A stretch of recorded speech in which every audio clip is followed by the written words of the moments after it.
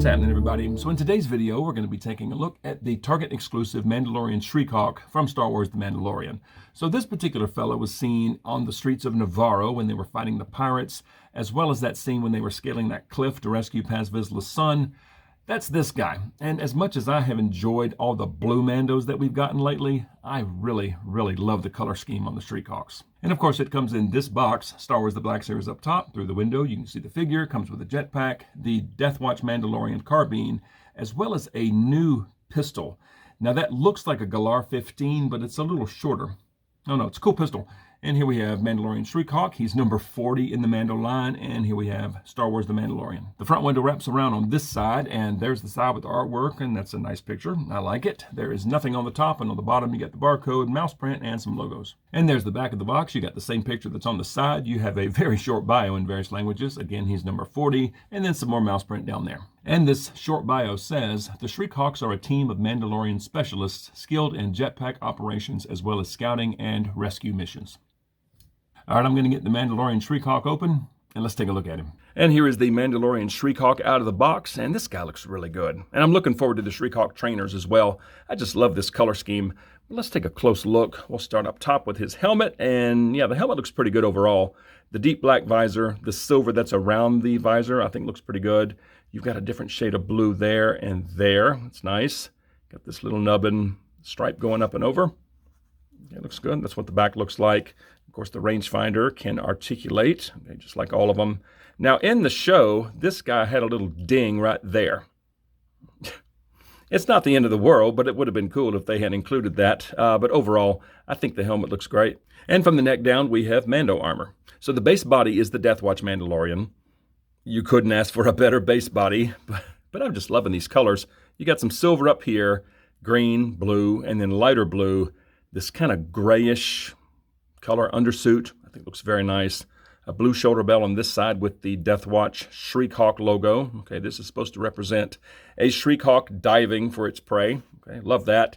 And then green shoulder bell on this side. That's what his back looks like. It's cool. The belt, all right, so this here is an overlay. This is a separate piece, the belt and skirt. It's almost like chaps almost, but they look great. And I love how they're tattered on the bottom. They did a nice job there. That's very nice. And then the gauntlets, okay, so you got a tan one with a little silver plate on the back of his hand, and then this one's kind of a brownish. Now this here is new.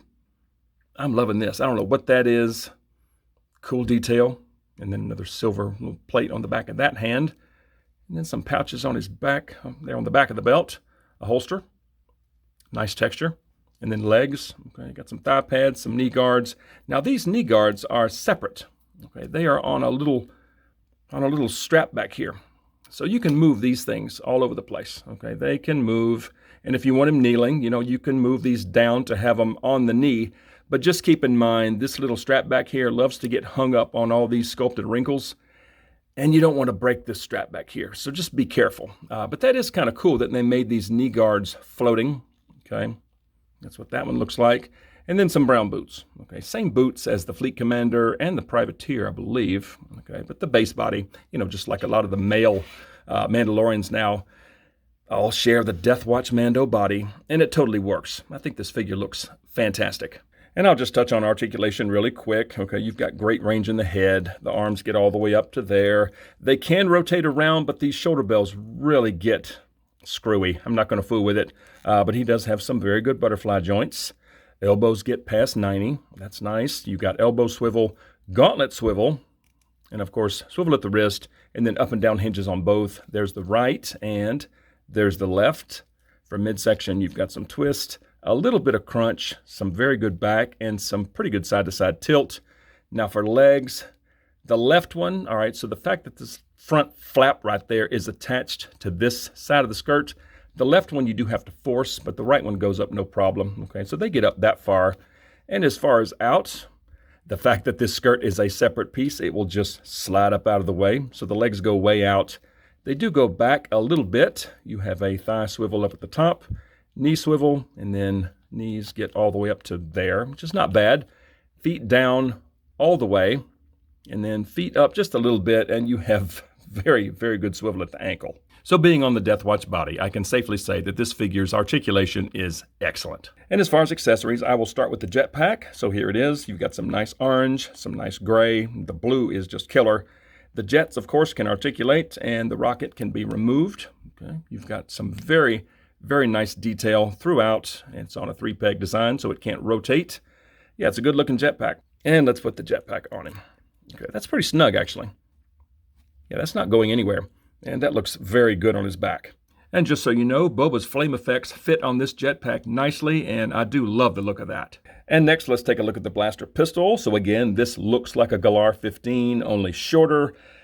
I don't know. It's very cool. I mean, you have some nice detail throughout. You've got some black on the grip, some gray throughout. Very, very cool blaster. And let's see what this looks like in his hand. Okay. Well, the finger doesn't want to go through the trigger guard. Get in there. There.